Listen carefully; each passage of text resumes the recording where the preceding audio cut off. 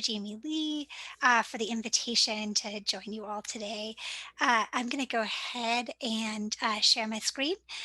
You can feel free to interrupt me with any questions, though I know we have some time at the end. And if we run into any technical issues, please feel free to let me know of those as well. Hopefully this will be smooth and easy today, but one never knows. So I'm thrilled to be here again and to get to share a bit of this work in progress with you. So you'll see here on the screen a page of the archive project zine called The Eternal Question.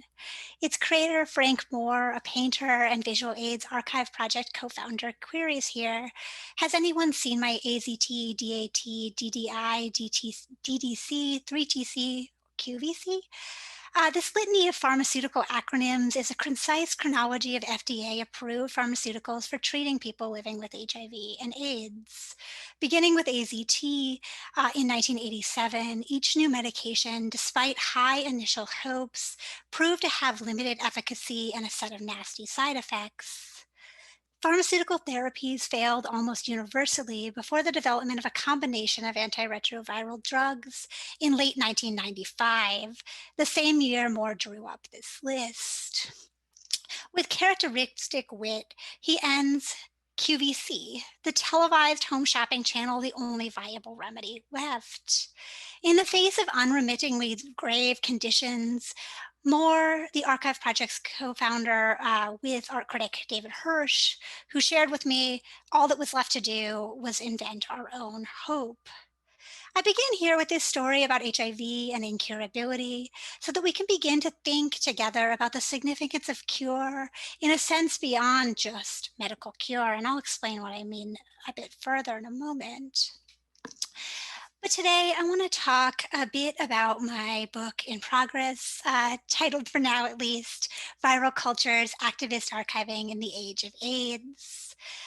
And in the context of talking about my book, I'm going to address briefly the stakes of critically examining AIDS records and archives, the people and systems that generate, collect, and care for them, and the ways they are activated by archivists, artists, curators, and archivists, and why at this particular moment they merit a kind of critical examination. And then I'm going to focus for the remainder of my talk on one chapter of the book, the third chapter, An Archival Cure, Remedy, Care, and Curation with the Visual AIDS Archive Project. And that chapter looks at the founding and the development of one community-based activist AIDS archives at Visual AIDS, which is a New York City-based community arts organization that was founded in 1988 that produces artworks, exhibitions, and events in order to facilitate reflection and action on HIV/AIDS. And within that, they operate a community archives that documents and collects the work and the lives of HIV positive artists. And they began this work in the early 1990s and continue it into the present. And for visual aids, their enactment of a vision for the archive for the community of HIV positive artists is a form of cure for HIV/AIDS, a condition that remains medically incurable, though we are more than 4 decades into a global pandemic, and right now into 2 simultaneous pandemics. In this chapter, drawing on literature from disability studies and in critical HIV studies, as well as in archival studies, I'll situate the archives within cure ideology.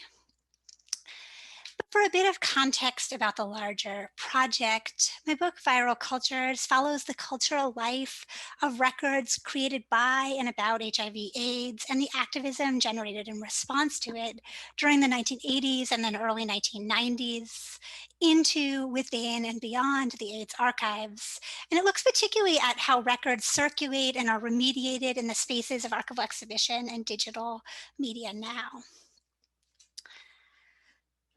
So again, I know we probably enter this room with a range of experiences and contexts and knowledges, but for a bit of framing of AIDS, HIV was circulating through social and sexual networks in North America in the 1960s and 1970s, but it was not until 1981 that the US medical community identified clusters of, quote, homosexual men who were diagnosed with a set of previously rare opportunistic infections. At that point, a toxic mixture of paranoia and scientific ignorance about the retrovirus's cause and means of infection helped to create a widespread panic about AIDS in the United States.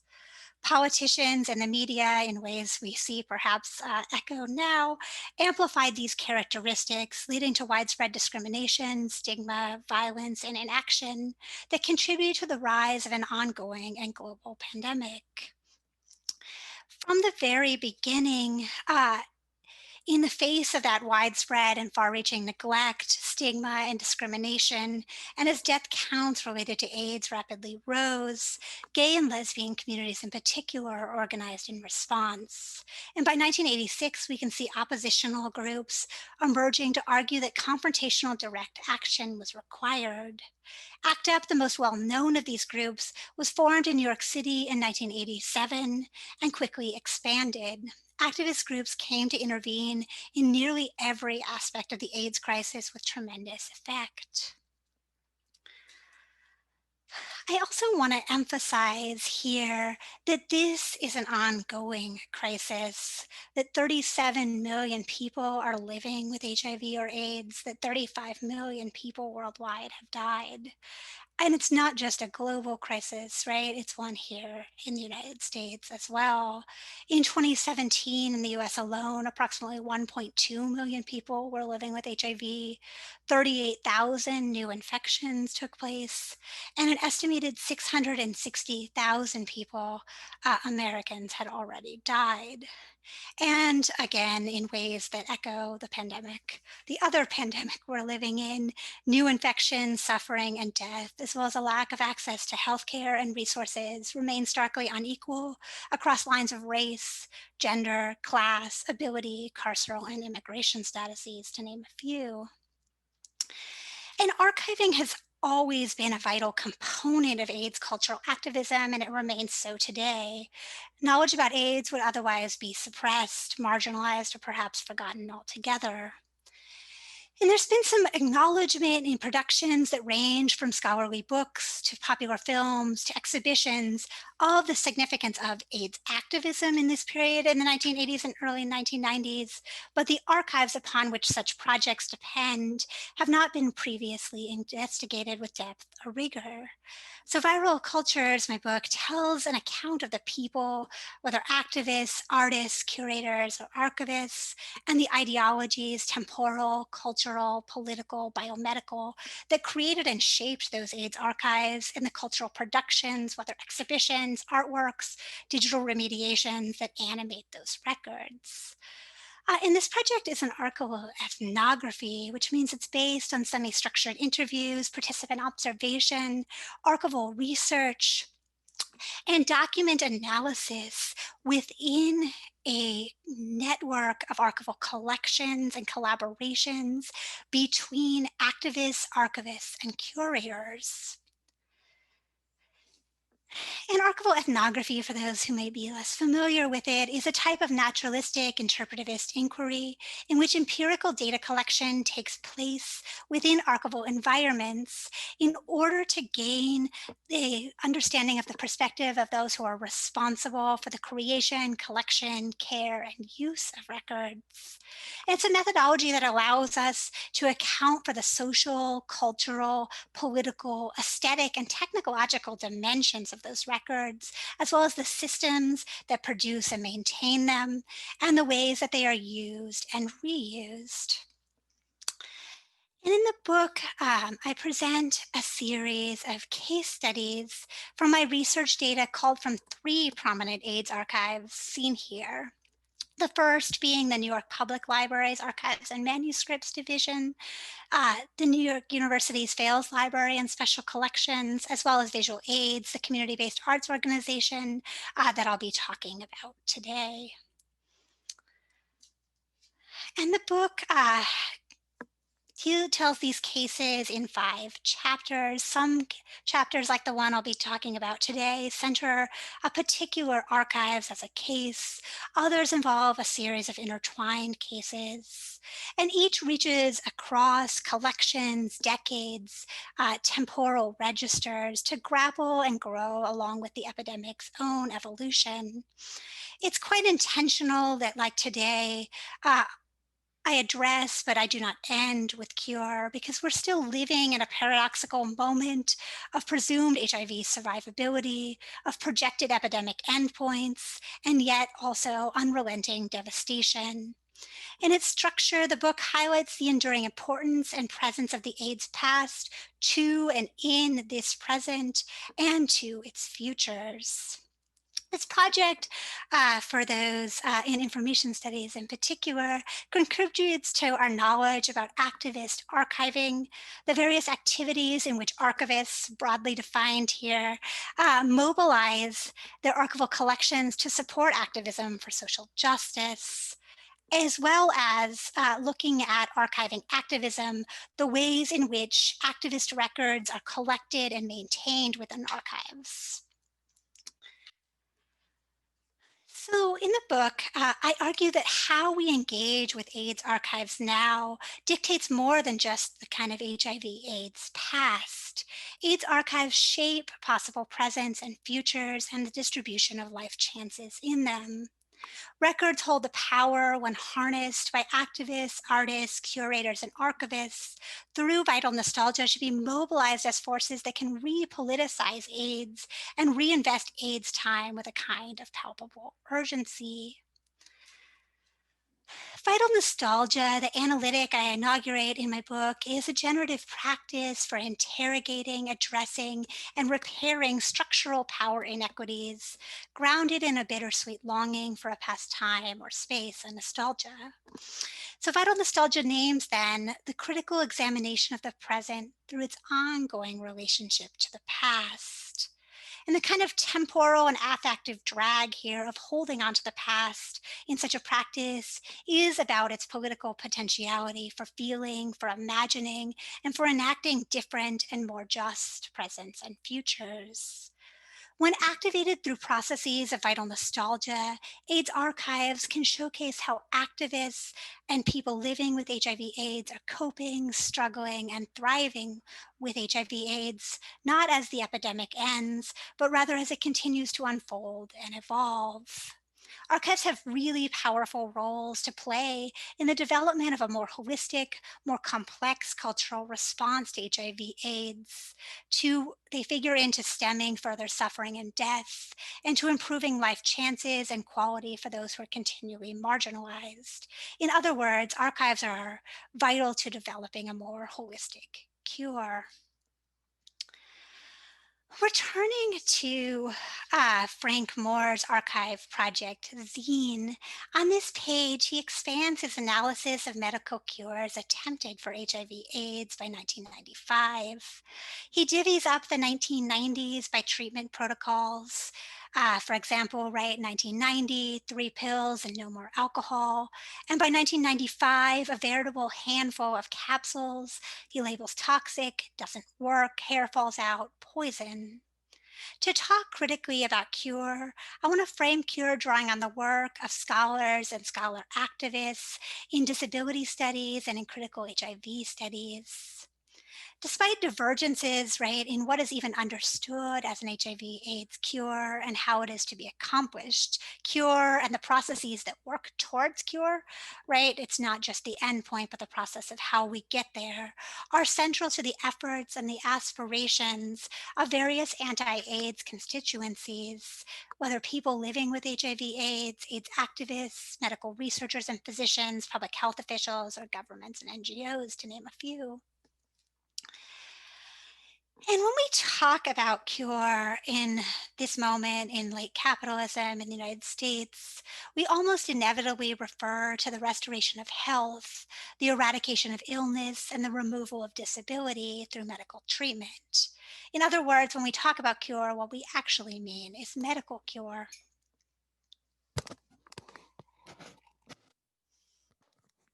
And cure signals the outright and enduring elimination of impairment, but also encompasses the normalizing treatments, the curative processes that work to assimilate a disabled body, an ill body, or mind into normative society.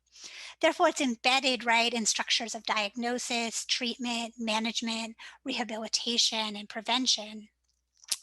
Centered on eradication, cure can operate in ways that disability scholars have traced in tandem with violence. Scholarly and activist critiques that challenge cure as part of the medical model of disability, that sees it as an individual pathology that can and should be corrected through professional interventions. Today, in this moment, there is still no HIV/AIDS cure, just more and better treatment protocols for those who want and who have the resources requisite to access or to adhere to them. Even if one day an all out cure for HIV/AIDS is achieved, whether it's a vaccine, a drug, or another technology yet to be imagined, it would not be wholly eradicated. Cure, as disability scholar Yoonjun Kim writes, carries always the memory of disability. It does not erase formative experiences. Moreover, as she concludes, cure does not eliminate the stigma associated with a history of disability or illness. As the case I examine in this chapter and in my talk today will show, a holistic cure for the ills that trouble HIV positive bodies includes activist archiving. From the start, Visual AIDS has worked through practices of vital nostalgia, including remedy, care, and curing that I'll talk more about in a moment, to engender a more holistic HIV/AIDS cure that encompasses but also reaches beyond medical cure. It was not yet apparent in 1996, when Executive Director Nick Debs wrote these words, that that would be the year when combination therapies would prove more effective and would become available on the American market. Yet already, visual aids is emphasizing, by cure, we do not mean a medicine that will stop the mechanism of HIV in the human body. We mean a cure for human impulses, those which cause the evisceration of social service agencies for those living with HIV and AIDS, the censoring of life by the religious right and the theory obsessed left, and the material impoverishment of the majority of humankind. So Debs concludes, what we actually mean is a cure of cruelty and fear. As I will demonstrate today, the archival cure they advanced through vital nostalgia not only acknowledged disparities in the distribution of crises, but engendered a process of addressing and redressing harms, from stigma to discrimination. The holistic cure that visual aids demands is essential to responding in kind to an epidemic that is and has always been political, cultural, and biomedical alike. The archive project highlights that when done through vital nostalgia, activist archiving has material conceptual affordances, particularly in its imaginative capacities. And those are what allow us to challenge hatred, discrimination, and stigmatization that are born of structural oppression and fear. So today I'm going to turn to the Archives Project's particular kind of conception of an archival cure in three sections that reflect cure's own kind of definitional multiplicity. I'm going to look at it first, the archives as a remedy for death. Second, the archives as a manifestation of acts of critical care. And third, as a practice of curing that it might enable long-term survival, and not just survival, but a kind of thriving as well. So to begin with, remedy, and remedy, right, is one understanding of the concept of cure. And I want to look here in this kind of section at the founding and early development of the archive project and its digital counterpart, the Artist Registry, as a remedy for the unbearable loss in the form of day-to-day and individualized stopgap measures. The archives offered an anecdote to a particular kind of death. It also generated a much needed hope for artists that their work could and would live on. And it did this in a really crucial moment in 1994 and 1995, a time when medicine, as we saw, has offered little. This is another page of Moore's zine titled Mindful/Landfill. On it, he renders a trash can complete with rat, labeled life's work. In 1994 and 1995, the Archive Project was concerned that for many artists living with HIV and AIDS, that two kinds of death were imminent. First, the death of the physical body, and second, that of the artistic practice and career. And a toxic combination, right, of health and financial issues meant that many artists slowed or stopped creating work altogether. In early 1994, Moore asked a friend and art critic, David Hirsch, if he would like to start an archive of slides by artists who have died or who have HIV/AIDS. This time is frequently referred to as one of the kind of deepest, darkest points in the crisis. It's estimated that 13% of the artists living in New York City at the time were living with HIV and AIDS. Activists had already been involved for more than a decade in a fight against HIV/AIDS. And where they had seen progress, it had been incremental, sometimes riddled with doubt, in which the forces of intolerance and apathy seemed to sometimes gain an upper hand. There was also in this moment in 1994 and 1995 an increasing knowledge of the epidemic's tremendous breadth and depth, conditions that created, in Moore's words, despair and desperation. But they refused to simply kind of accept the conditions they were living with. In response, they formed an archive committee and they invited to the first meeting at Moore's Loft in Soho a group of artists, curators, and other cultural workers. The early members of this group were drawn largely from the networks of two white professional cisgendered men who were deeply enmeshed in Manhattan's art scene. And it meant that other early members, right, often mirrored these identities in important ways. They, together with visual aids, formed what would become the Archive Project in fall of 1994. It quickly became the driving directive for this arts organization, a position it still holds.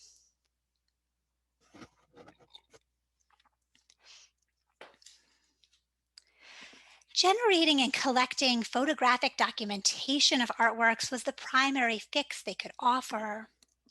Hirsch would play matchmaker. He paired artists and volunteer photographers who would go to an artist's studio and photograph their work. Visual aids would then provide a copy of those slides to the artist and keep one for the archives as well. In the early 1990s, galleries often covered the very costly documentation process for those artists they represented. This meant that the possibilities of loss of work altogether were most acute for those artists who did not receive art world recognition, a group, unsurprisingly, that includes women, or at least more women, people of color, and outsider artists. So within this even just 1 year of work, 75 artists' artworks were documented and their slides were donated along with other records. There were inherent and material limitations to the uh, failures, right, and the kind of remedy that the Archive Project could provide in the face of HIV/AIDS rapid and unrelenting devastation. Some members had hoped to offer a permanent exhibition space or storage space for artworks themselves, plans that never came to fruition.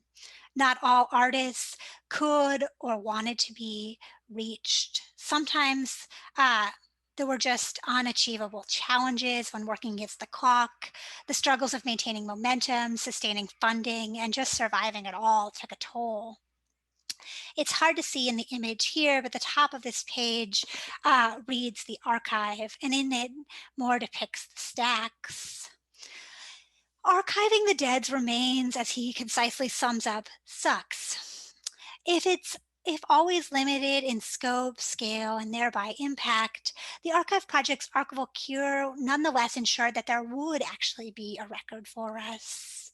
Grounded in the political commitments of vital nostalgia, an attunement to power, and to the importance of the past in dictating AID's present and future, the archives created a new and urgently needed remedy, one generated by, for, and with its community, easing some of the hopelessness and fears about the demise of one's artwork and one's legacy, proffering a much needed hope and thereby a certain kind of measure of cure. The kind of second way I want to look at cure in relation to the archive project looks at acts of critical caring.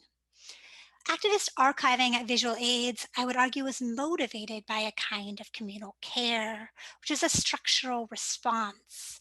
The archives highlights how the lives of artists living with HIV/AIDS, how they matter, and its content can provide some insight into how to best care for people emotionally, physically, and financially amidst these crises. AIDS introduced me to a world of constant need, of constant care, Hirsch emphasized to me in an interview. Unable to, despite their best efforts, ameliorate or resolve embodied experiences of pain or to stem the parade of deaths, the Archive Project was a form of critical care that they could effectively offer to a community, to their community of HIV positive artists. You see here, artist Eric Rain uh, is the photographer, and he took a photo of David Hirsch, one of the archive's founders, and artist John Dugdale.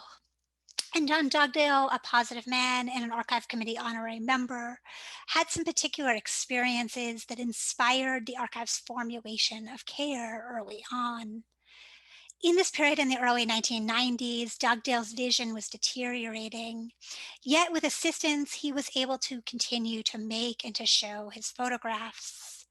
Through the work of the archives, visual aids activists, archivists work to extend the reach of that kind of care through documentation and by engendering artistic exposure to a much broader group of artists living with HIV and AIDS, ones that might not have had the same resources as Dugdale.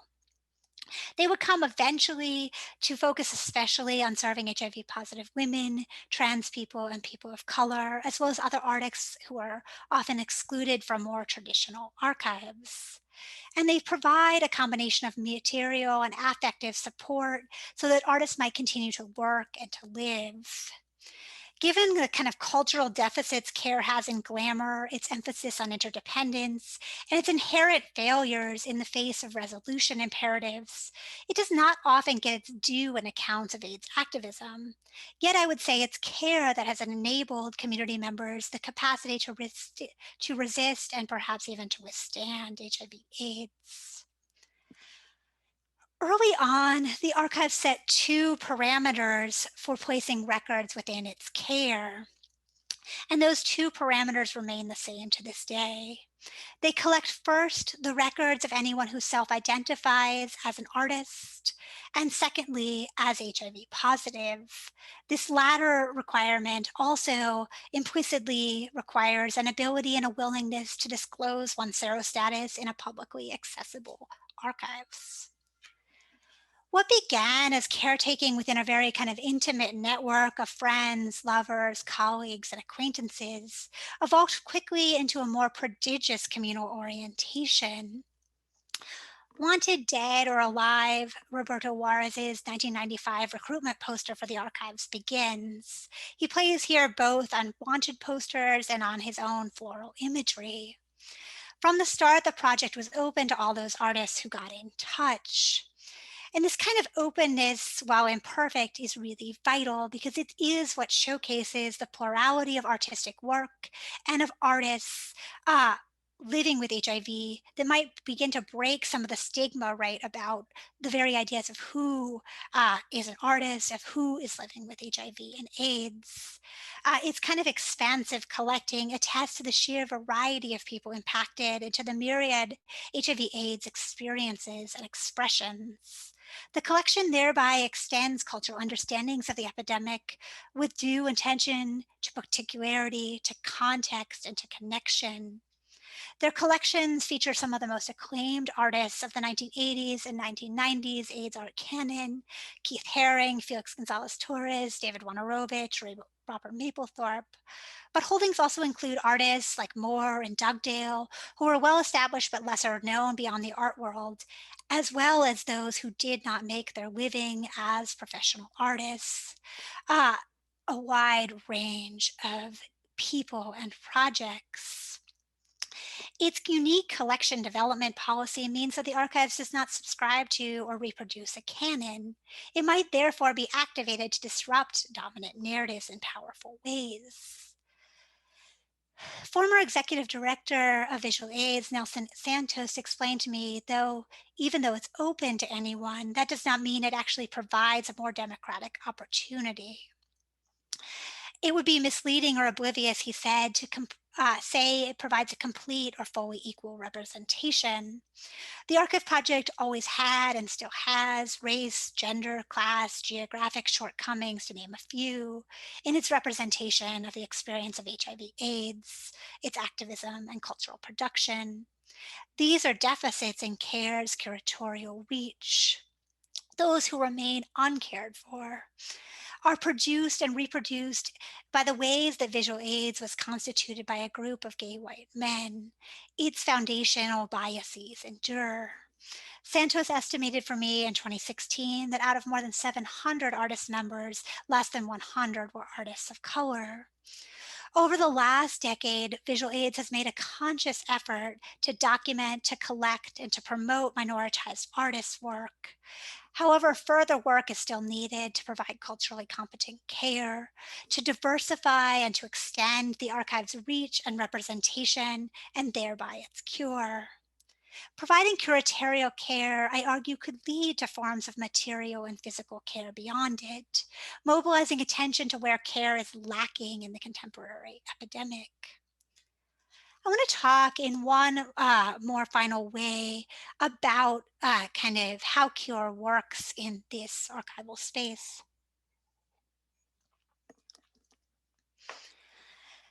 Curing is a form of preservation that enables the archive's long-term endurance, accessibility, and its critical consumption.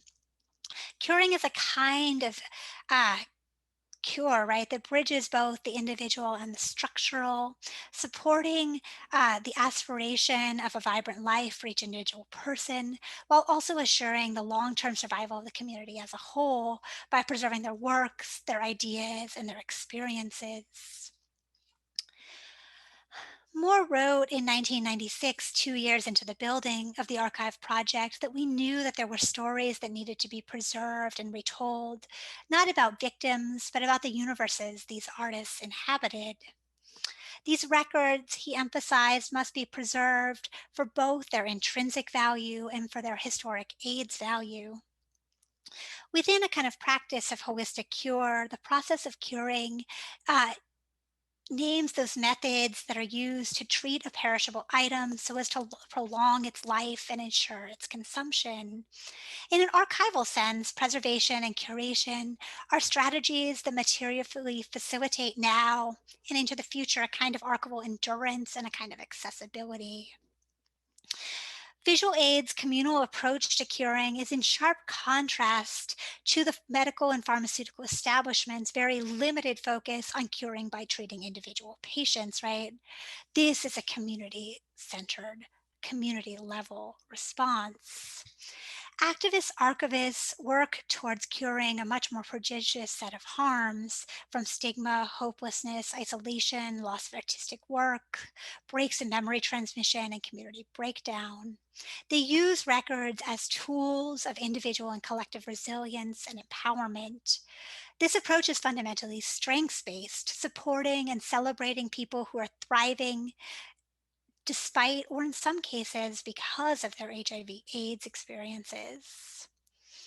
The project now houses more than 25,000 35-millimeter slides, some of which you'll see on a white box on display in their office here, as well as exhibition invitations, brochures, catalogs, and many other materials in its archives. In 2008, Visual Aids developed a strategic plan that called for the creation of a digital archives. Internally and in conversation with artists who are part of the archives over 18 months, they developed a set of guidelines in line with the values of the communities whose lives are implicated in those records.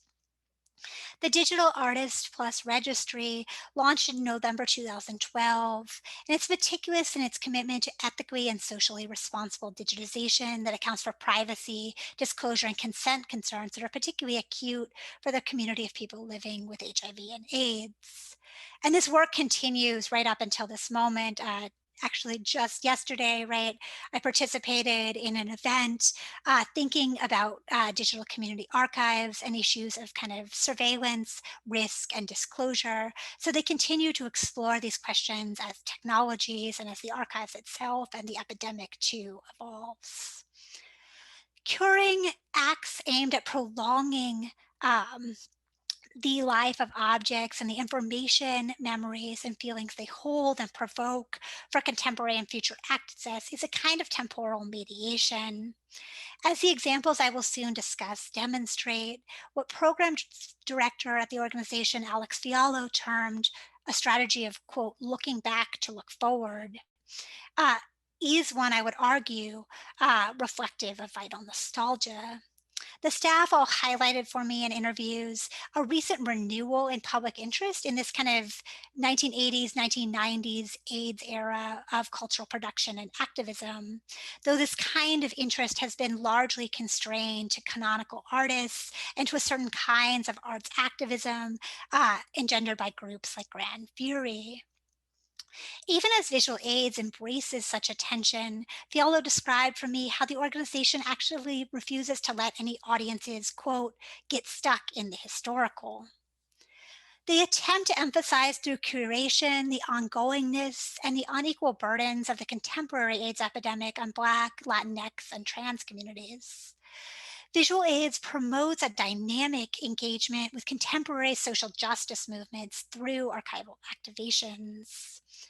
And in doing this work, social media has become an important tool. Mobilizing the archives that record the past of AIDS cultural production on and across Instagram, Facebook, Twitter, Tumblr, and Vimeo is a means of reminding people of the current crisis, they emphasize.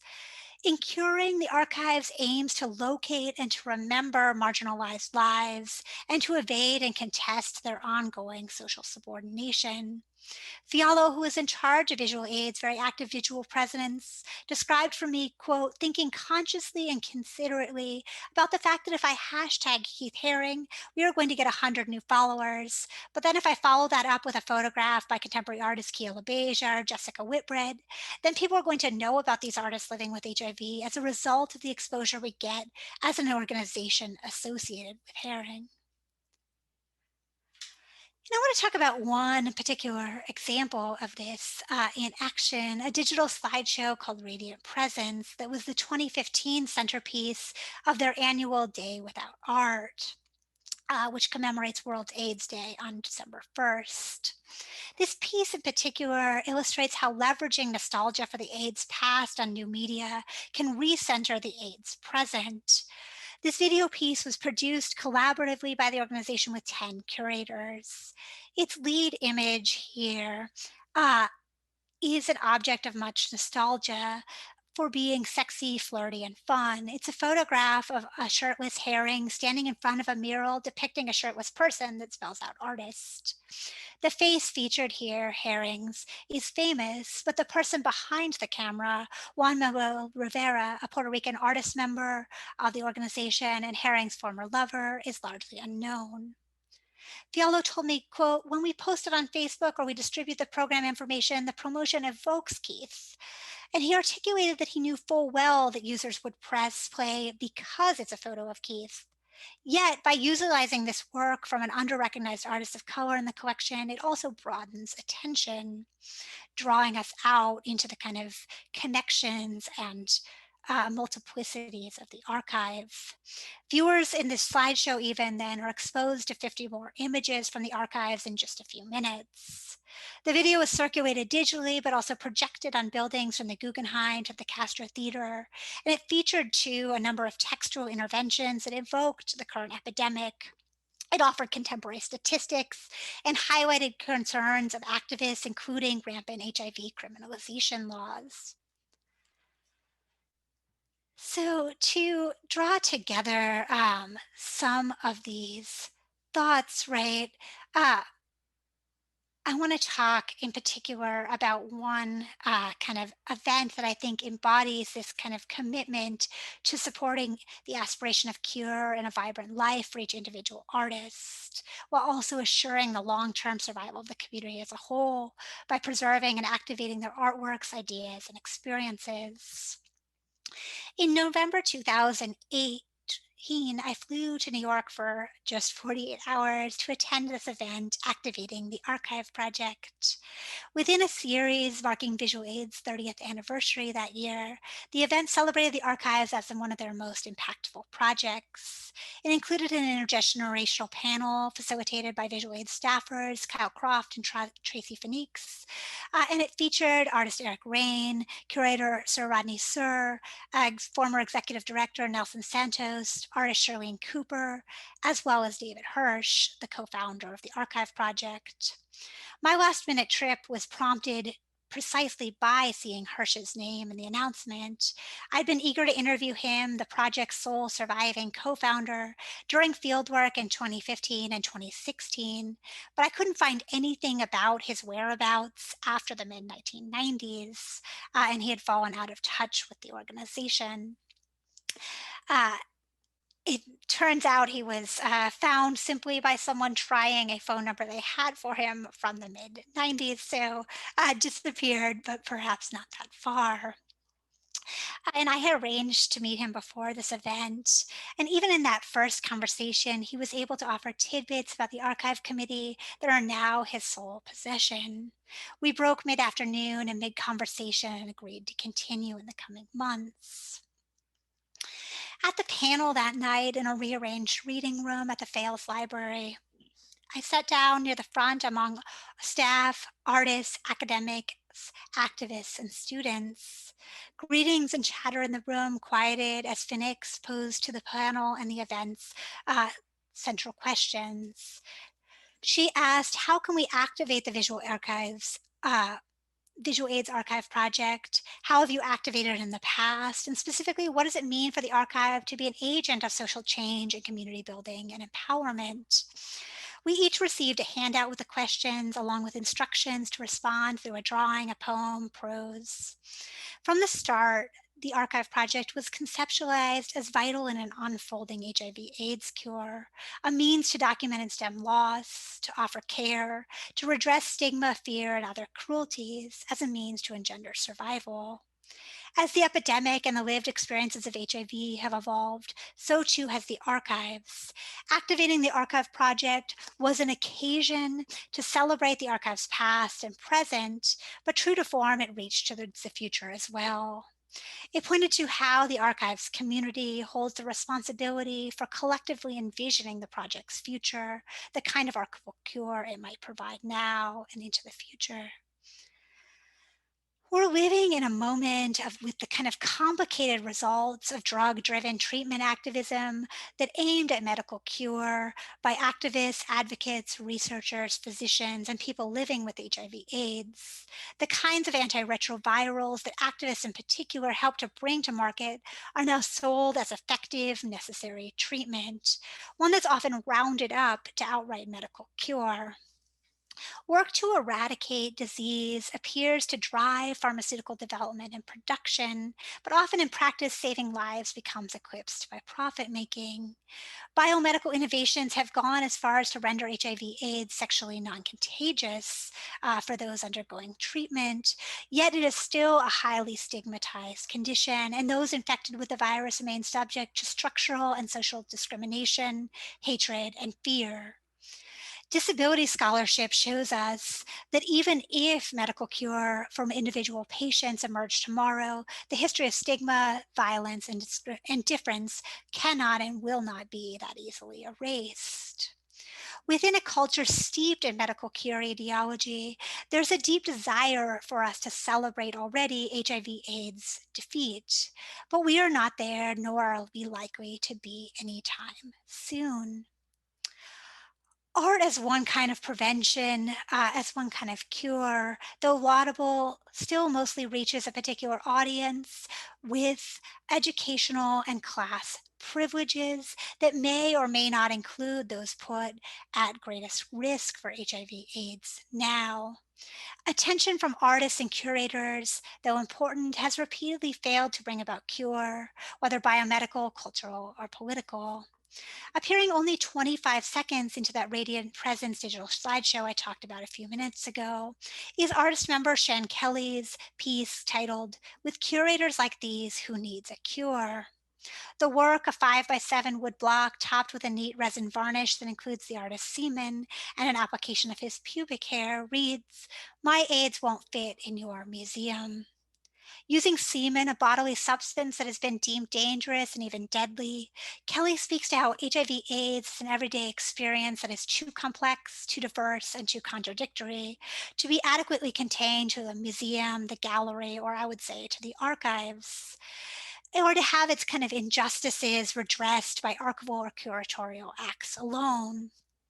This image lingers on our screens for a few moments, or on the exteriors of famed museums on which it was projected.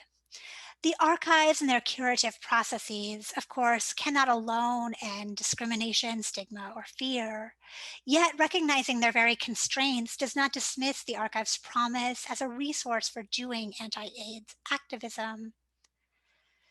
The archive's curative processes, steeped in vital nostalgia, operate on multiple registers that I've talked briefly about today: remedy, care, and curing. The archives responds by remedying, right, one kind of death, artistic death. It offers acts of care that respond to diverse needs in the moment. And its curing work enables living more vibrant and livable lives for individuals, while also assuring through evolving interventions the long-term survival and thriving of the records community by making accessible and preserving their works, ideas, experiences. Overall, the holistic cure proffered by activist archiving is a promising means of acknowledging and redressing structural violence. It's a component of AIDS cure that is actually within our grasp. And this kind of cure does not offer a kind of surefire resolution. It's not simple, but it does provide us a kind of blueprint towards moving towards different and more just futures. A holistic HIV/AIDS cure requires looking backwards as a means to heal and a way to move forward without moving on for impacted communities. Artist Eric Rain, one of the members of the Archive Project and an early actor in it, described for me how, quote, "within the pain held by documents of disease, there is life." He argued. The archives does not aspire to, he continued, preserve its collection like it's dead, its history and it's gone. We're preserving it because there is life and essence here. If there is no present and future value to the archives, he concluded, then we should just bury it and let it rot. Thank you so much.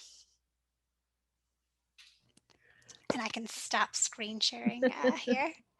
All right. Well, thank you so much, Marika, for being here today as part of our School of Information colloquium series called Information Matters. And it's so nice to have all of these folks attending today to hear about your book, which is, I believe, in press now. Like you submitted everything, and It's congratulations. about to go under final review, so getting there. That is awesome. So congratulations Thank you. on that. And I'm actually going to lead the questions, and then if others have questions, they can go ahead and, since we have a small group, like take off your, I guess, show yourself and put on your mic and go ahead and ask, and we'll just make this a very more like an informal discussion.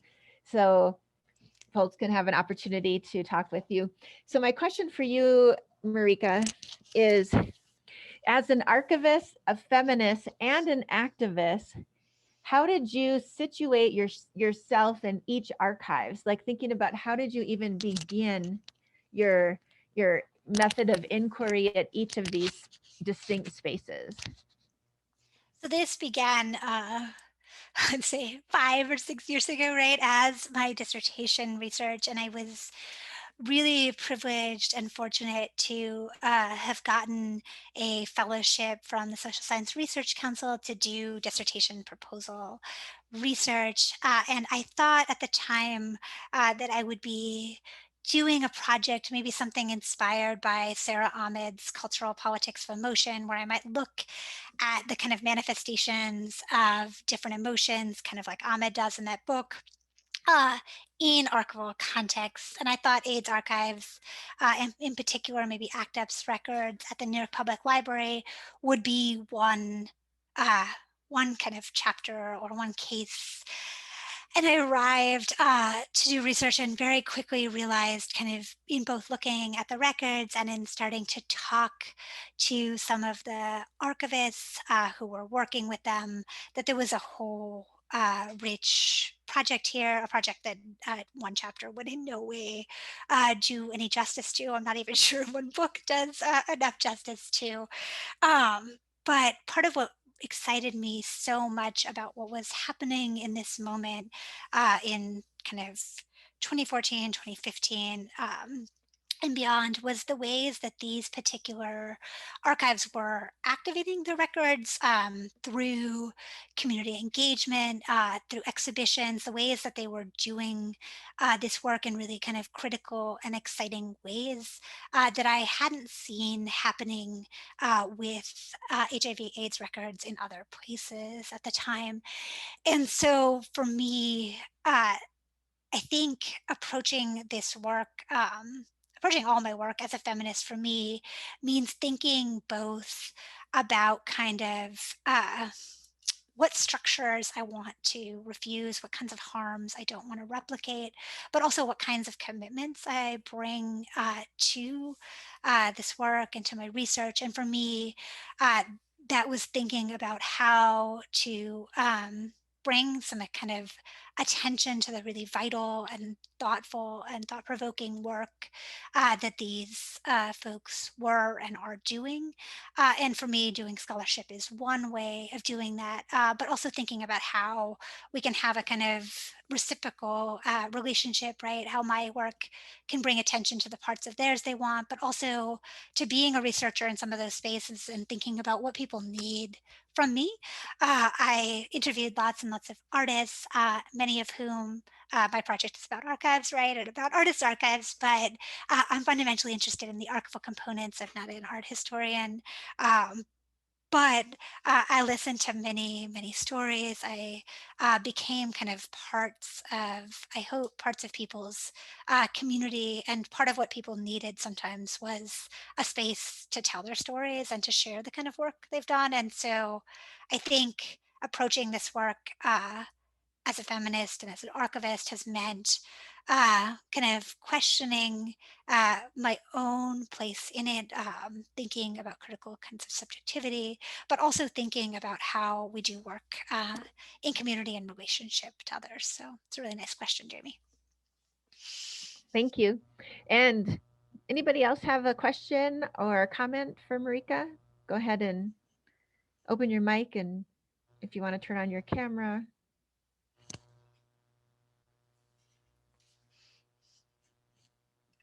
Hi, Ray. Hi.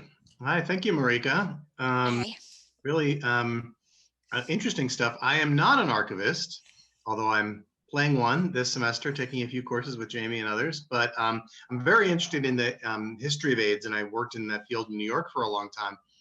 And I was just struck by what you just said, that that moment around 2014, 2015, where it seemed like there was this explosion of interest simultaneously. The New York Public Library had the big exhibition, the New York Historical Society, the How to Survive a Plague documentary, which was probably the highest profile, but several other documentaries around Yes. that time. Dallas Buyers Club film, I think was at that time. And so I wonder, just I'd be fascinated to hear, as in someone with your perspective, what happened at that moment, and was that a pivot moment in terms of how people are thinking about AIDS history 4, 5, 6 years later now? Yeah, I think that's a great question. And I think, I don't know if it's one that has a definitive answer yet, but I think uh, there's Ted Kerr, who's an activist, and Alex Yuhas, who's a media maker, a feminist scholar, and a media maker, have kind of, they trace what they call this kind of, they trace this kind of number of silences in the history of AIDS. First being kind of Reagan's refusal to speak aloud in public anything related to AIDS for kind of well into the 80s, right? And for many years of the epidemic.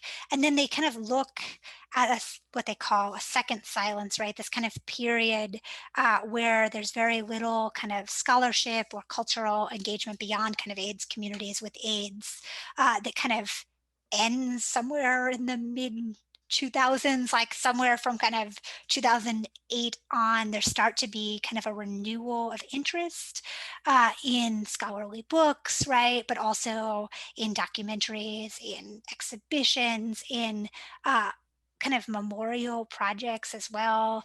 I have another paper in which I write about kind of a memorial project on Instagram, for example, that emerges a bit after this. And so there is, and then I think what we're seeing in that kind of moment in 20, I actually write about the show at the New York Public Library quite a bit, but they have a big show called Why We Fight, Remembering AIDS Activism in 2013 and 2014. And has a big public programming series associated with it. And as you mentioned, right, there's a number of kind of things that happen all in this moment in 2013 through kind of 2015. And so I think some of what we're seeing is kind of the fruits of this like renewed interest. Some of it being also things like, I think for historians, right, things need to get historical enough to actually write about, and how different historians define that might vary, right? But I think we're seeing then too a shift. But in teaching some of this material too, I taught a class on AIDS and science policy and culture to undergraduates, and for them. Uh, at the time, most of them were born somewhere around 1996. And it was like this kind of meaningful gap in their like cultural and historical and kind of life knowledge. They knew enough to know that something had happened, particularly my queer students, but like didn't have, they never got there in high school. They often don't get there kind of in even in college courses. So like there's this kind of gap that seems both kind of still very relevant to their lives, right? Their lives began somewhere around kind of in this moment in the 90s, right? And so there's this kind of real interest. And then I think there's some like cultural return to interest, particularly like 1990s, like digital aesthetics and things that happens in this moment too, that kind of bring some renewed attention to these kinds of AIDS graphics and things as well. And I think I mean, there's a whole set of projects by kind of folks who were involved in the 80s and 90s in AIDS activism or other kinds of AIDS work that we see kind of in this period. But then there's also a set of younger scholars and artists and activists who are really kind of engaged with this. And I think it's interesting, for me at least, it's been interesting questions about how, as a queer person, this kind of moment really fundamentally shapes some of my understandings of queerness in ways that I think are beginning to explore it. And so I think there is still, right, just in terms of particularly scholarly interest, we're still seeing kind of lots of new work. And I think there will be still lots of new work in the next few years around AIDS. And as that kind of body of work grows too, right, it is beginning to encompass, I think, some things, right? We get some kind of, I don't think before kind of this period we even had, we're in this really interesting moment. One of my participants, Avram Finkelstein, who's an artist and a writer, called this like a really particularly pivotal moment we're in now, because there's these kind of narratives forming, but there's also some kind of openness still, because there's still information to kind of intervene and to make them kind of do some kind of work that draws attention to some of the kind of politics of the epidemic now as well. And whether we will actually come to do that successfully or not, I think remains really an open question. But I'm excited by the sheer kind of range of projects I see people doing kind of in this critical HIV studies space. Thank you.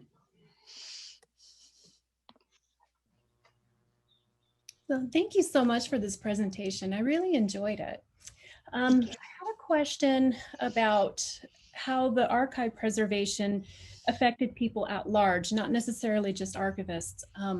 So I grew up in the 80s, and I remember when, and I don't know much about the history and study of AIDS, but I do remember there was a lot of prejudice and homophobia. And I also remember that AIDS was an almost instant death sentence in the early days.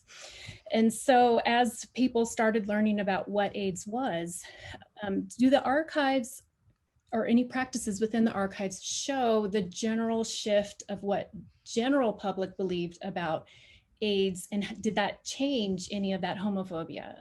Like, for example, when Ryan White died, we had known about it for 10 years, but did that help with the homophobia?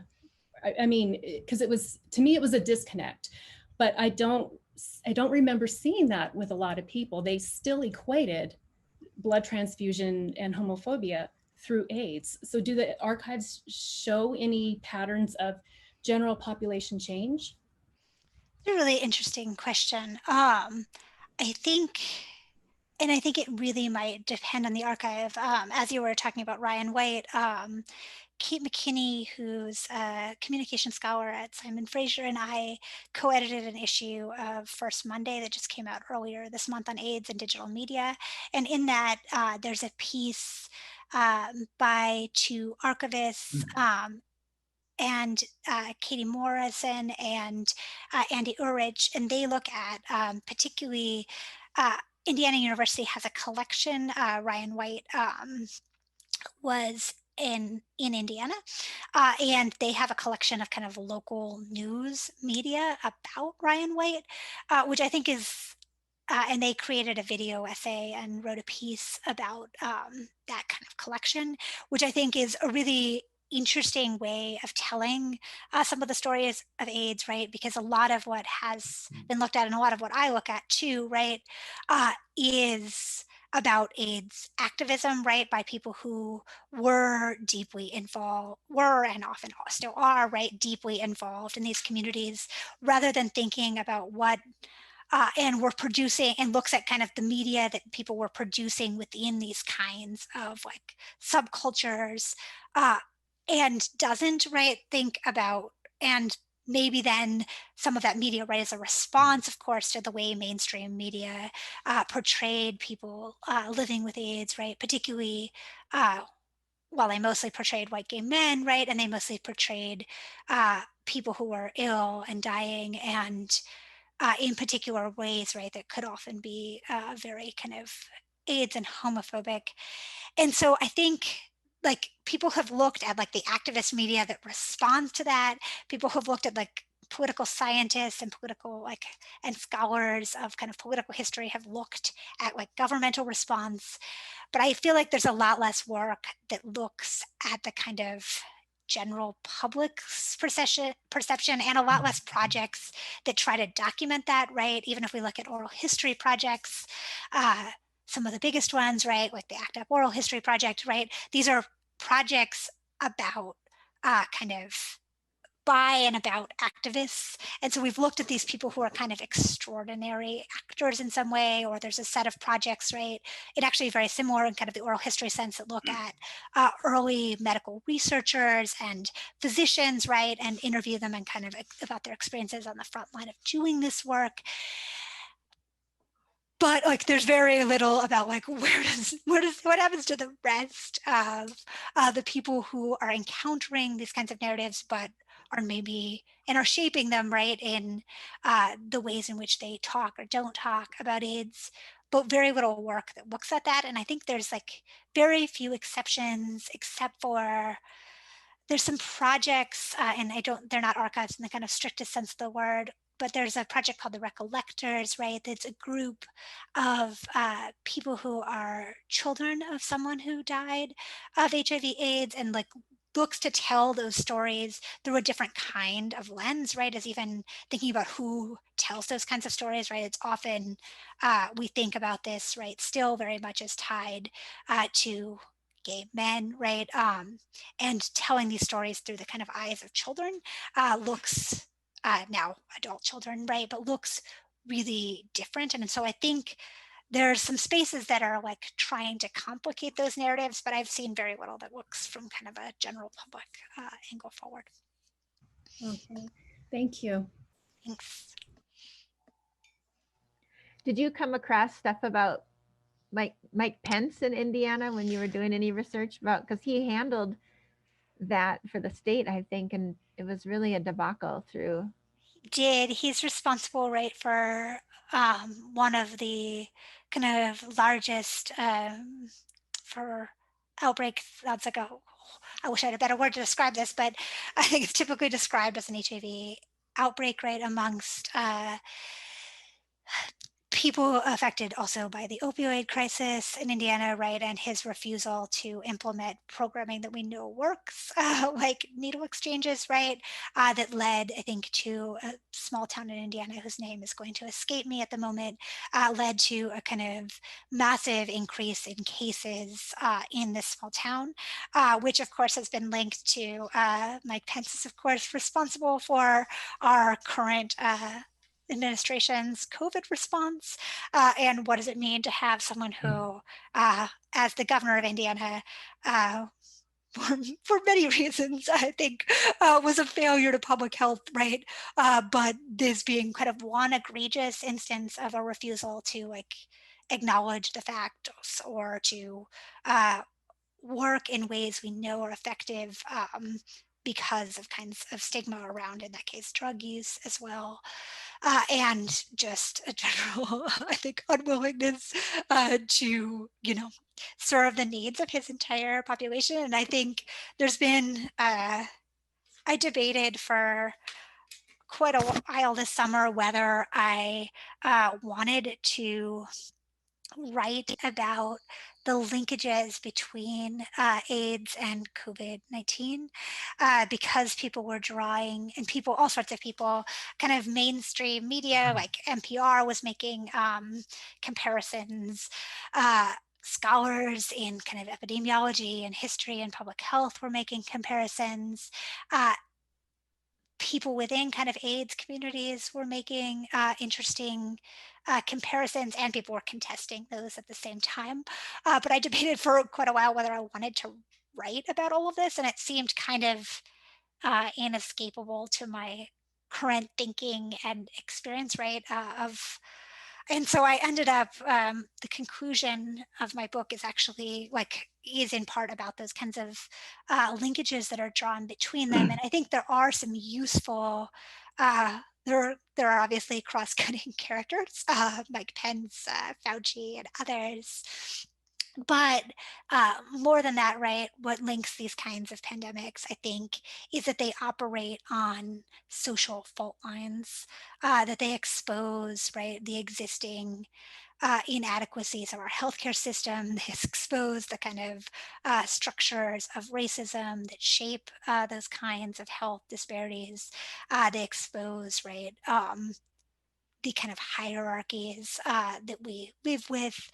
And so I think that's where maybe useful comparisons can be made, is thinking about what can kind of one pandemic tell us about living kind of simultaneously in multiple pandemics at once. And actually visual aids and some other archives like the GLBT Historical Society and the One National Gay and Lesbian Archives have been doing interesting things and kind of thinking about these two moments together. The GLBT Historical Society had a series throughout the spring and summer on fighting back that looked at kind of multiple topics, everything from, and those are recorded and on their website if people are curious, but everything on kind of the experience of being transgender in an epidemic to direct action to kind of thinking about how the archives might be an active player in some of these conversations and thinking about how you might make these comparisons uh, kind of generative in ways that draw attention to how a are how things are different about these pandemics, but also how they operate kind of in troublingly resonant ways. So I kind of wanted to piggyback off of what Selena had said. Also, thank you. That was really, it was, I love, it was fun.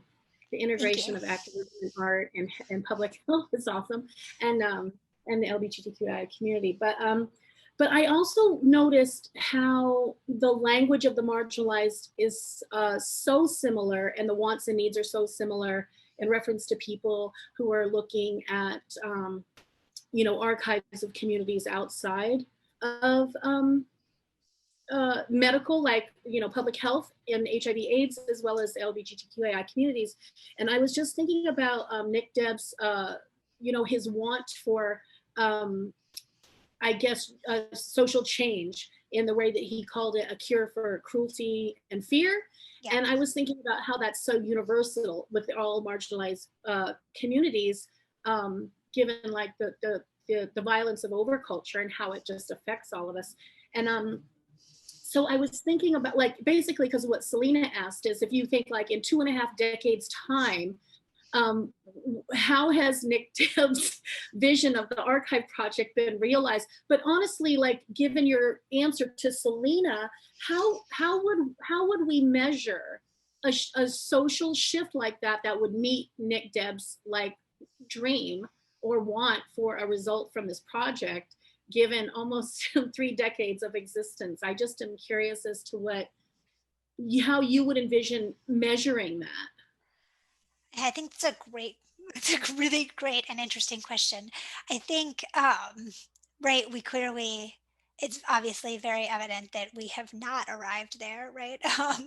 We have not arrived in a moment without cruelty or fear. And in many ways, right, not that there has been there are important kind of moments of biomedical progress, there are important moments of cultural progress, but in many ways, right, in terms of especially, I think, stigma, right, things have really not changed. And in terms of who is kind of most greatly impacted, right, it's still people of color, especially Black women and men, and especially, right, trans people.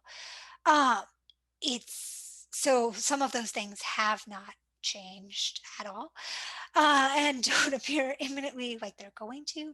And so I think in some ways, right, I mean, maybe some of these early founders, right, you hope that some of the work you're doing can transition or can become necessary in a different way, right? It can become purely historical as a moment of like, let's look back and not do this again. But instead, I think we're more stuck in a moment of like, we're still doing this, right?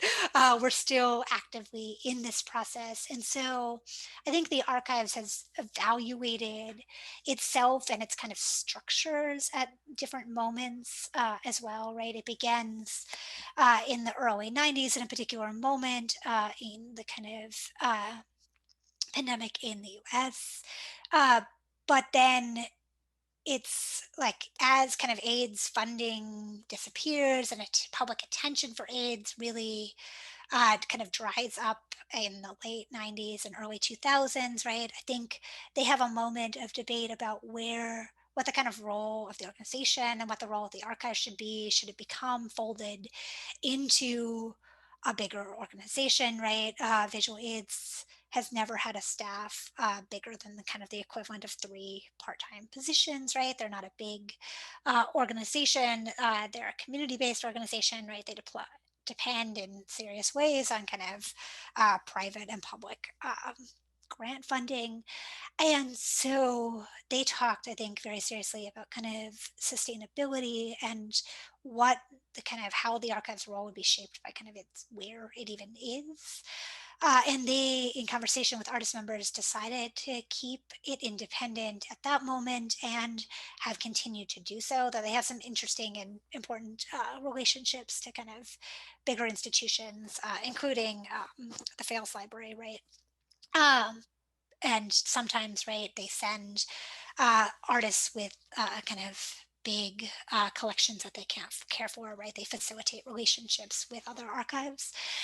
Um, Namely the fails, right? And who collects on, particularly on kind of downtown art movements from the 70s to the 90s and is interested in kind of artists' archives in particular. But I think out of that, right, this is like this kind of the advantage in some ways to being a community-based archives is I think what they call nimbleness, right? You can change your priorities and your actions and your work and your kind of collaborations, and you can turn kind of on a moment's notice in ways that big organizations just big bureaucracies struggle to do. And so I think it's there that maybe some of that kind of answer lies, right? As we continue to kind of live amidst multiple pandemics, right? I think the archives is going to have to just keep like shifting its work and its priorities. And so maybe one day in a distant future, right? It and I don't think anybody, including Nick Debs, right, talks about the archive as one piece of that kind of larger puzzle of working against stigma, fear, cruelty, but it's one piece of that puzzle, right? And so I think in the pieces that are actually in these kind of activists' hands, they'll continue to kind of pivot that work as they see necessary. But I think the hope is that one day that kind of work could be more purely historical rather than kind of needing to use the historical to make a contemporary comment. But it's even hard to imagine what that looks like, as it doesn't seem like we're going to get there anytime in the near future. Yeah, thank you. I just had never thought about until I was watching your presentation and looking at it is I had never thought about in terms of Nick Deb's, fear and cruelty, but also that his whole point was to bifurcate, any kind of, medical or health remedy, but more to focus on the fear and cruelty being cured by the art in the project than because we know, like even how you mentioned that some of the fear and cruelty subsides when advancements are made in the progression of AIDS and HIV.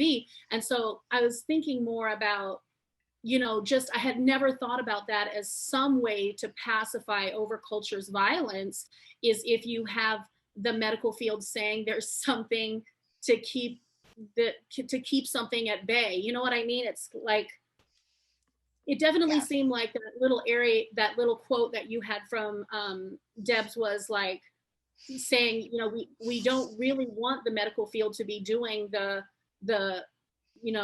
mediating of fear and cruelty. It's really just fear and cruelty out of the hearts and minds of the people for its own reason, right? I don't know. I just had never thought about some communities, even like with COVID and the pandemic, how medical advancement will subside cruelty and fear, and some communities just don't have that as a mediating factor to the violence. I just Yeah, thank and I you. think it's like, right, I think some of that is too like indebted to, right, like the thinking of disability scholars, right, who have really done critical work thinking about kind of the complexity, right? Eli Clare has a beautiful book about cure in particular, right? That kind of acknowledges this complexity of the fact that, right, cure uh, or that medical intervention, right, enables some people to be alive at all or to have lives that have any quality or livability, but also that medical intervention, right, in these settings around disability often aims at purely at correcting a disability, right, rather than thinking about the kind of value that that experience might bring to a life or to the kind of connections that enables one to have, or to the kinds of vision that one enables, right? And imagines always that there was like some non-disabled version of you before to go back to, right? Which for some people is true and for others is not, right? Or that people want to be cured of their disability, which again, some people do and some people don't, though, right? Everybody wants a like a livable life for themselves on their own terms. And so I think some of that thinking is really like, uh, or my own thinking about that is deeply indebted to the kind of complexity of holding those kind of realities together, right? That medical intervention and science do important work in some of these spaces, but alone they're never going to be a kind of a sufficient solution, and they can also, of course, do great harm.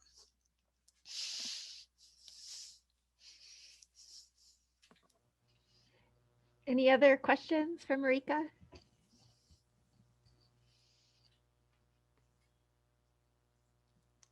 I really appreciate all of your questions so far.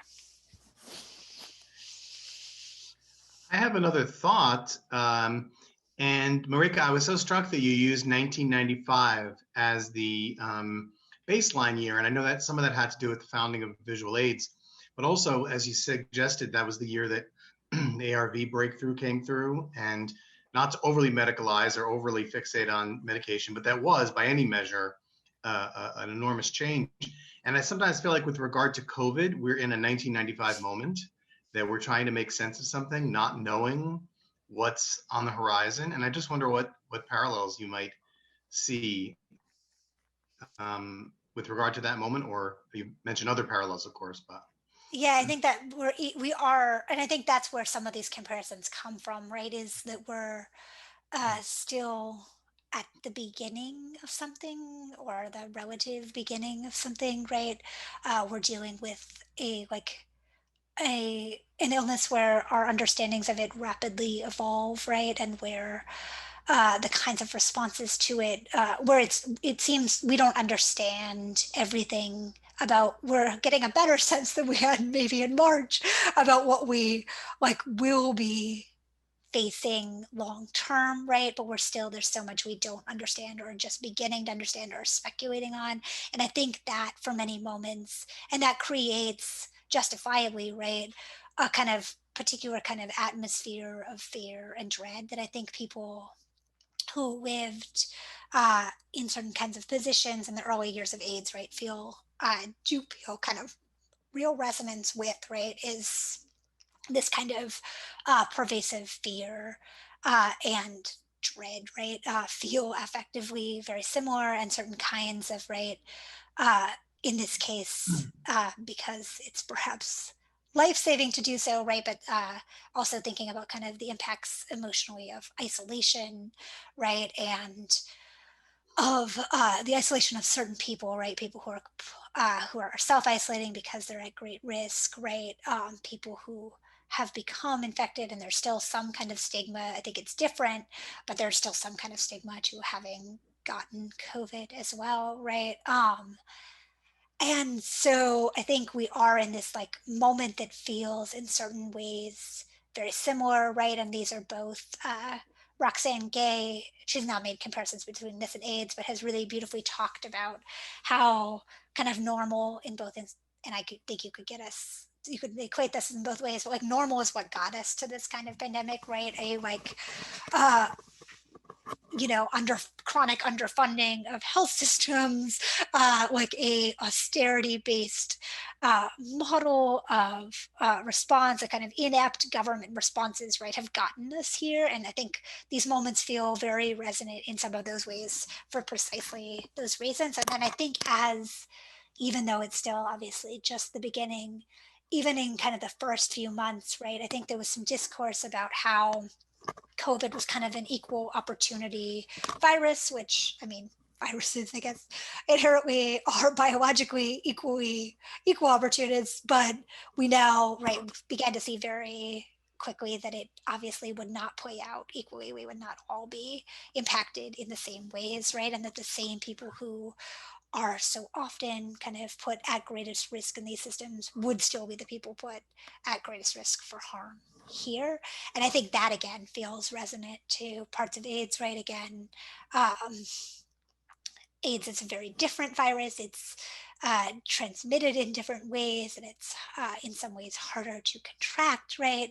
But it's also in theory, the virus is not, it does has have an equal opportunity, but it doesn't have an equal kind of impact, right? And so we're seeing some of those play out. And I think people have begun to speculate too, right, as we get some sense that some people who contract COVID recover quite quickly and fully, and other people are going to be living with some kind of chronic illness. We don't know, of course, for how long. That too perhaps has kind of resonances with AIDS, right? As you mentioned, this kind of moment in 1995 and 1996 where we get better pharmaceuticals is huge and fundamentally changes how we think and talk about AIDS and people's experiences of it, right? It goes from being for people with resources, right?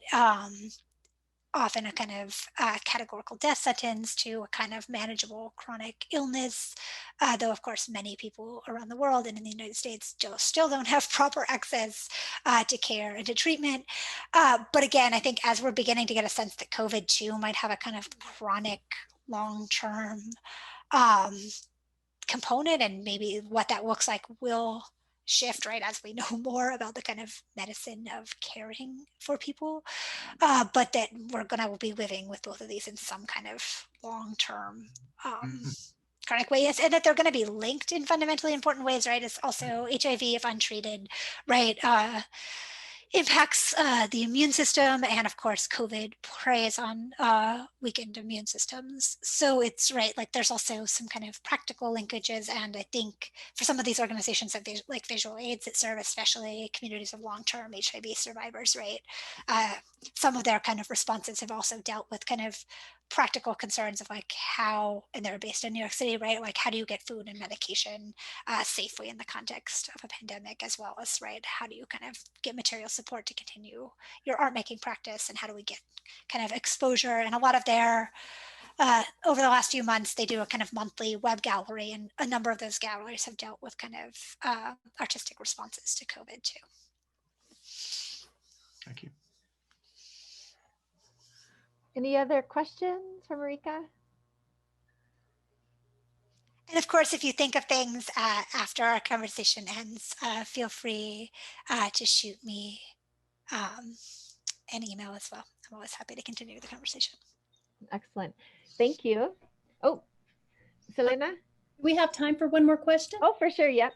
Okay, so what kind of parallels have been drawn between the stigma of having AIDS and the stigma of having depression or bipolar disorder, where that has come more into light and kind of more socially acceptable? What are the parallels that have been drawn with those types of archive studies?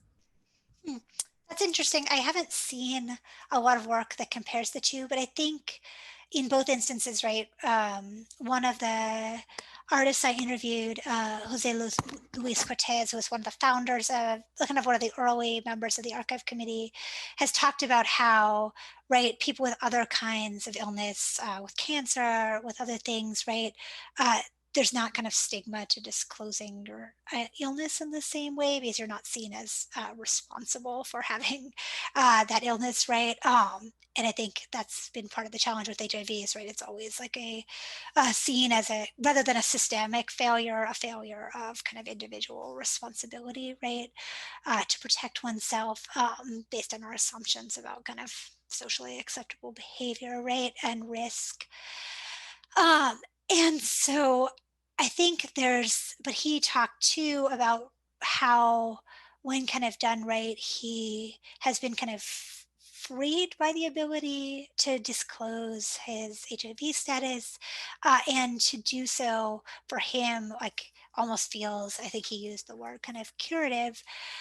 And some of that is like, you know, letting go of some of that kind of internalized stigma. And I think some of what we've seen with movements for people to be kind of open about kind of the range of kind of spectrum of mental differences and abilities, and the kind of disclosure of diagnoses that are, like, again, highly stigmatized. I think mental illnesses, unlike many other kinds of physical illnesses, right, are often highly stigmatized, right? And so I think some of that same kind of, right, like that there's some kind of like community solidarity that can be built, and there's some kind of normalization of kind of these experiences that can come out of that.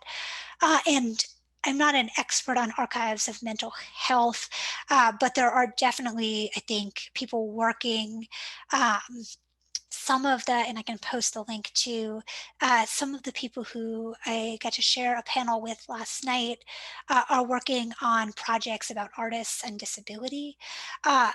And we're thinking about those in relation to kind of visual aids work with HIV positive artists. And so I think there are some archival projects that are thinking about how to document the experiences, in this case, of artists with various mental and physical uh, abilities in that case, right? And I think there are other projects that have looked particularly at documentation of mental health. I think some of Anna Sexton's work in the UK and by others has looked specifically at this kind of, I'm not sure how much of that looks at disclosure specifically, but like at documentation of kind of a wide variety of mental health experiences.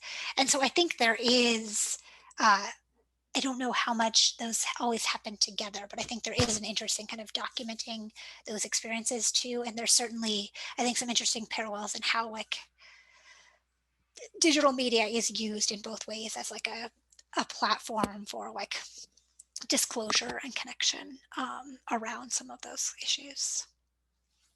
And I can post the link to the visual aids panel I was on last night and to the artists who were working on the project about ability as well.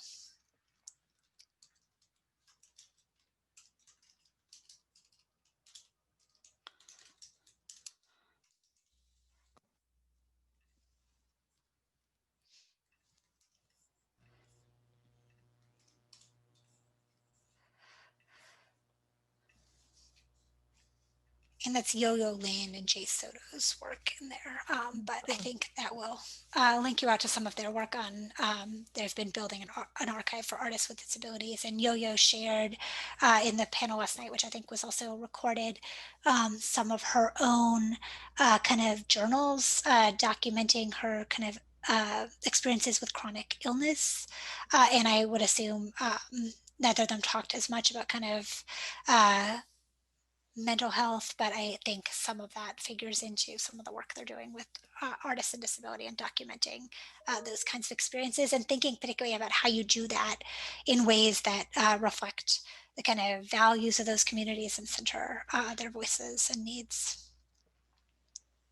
Thank you.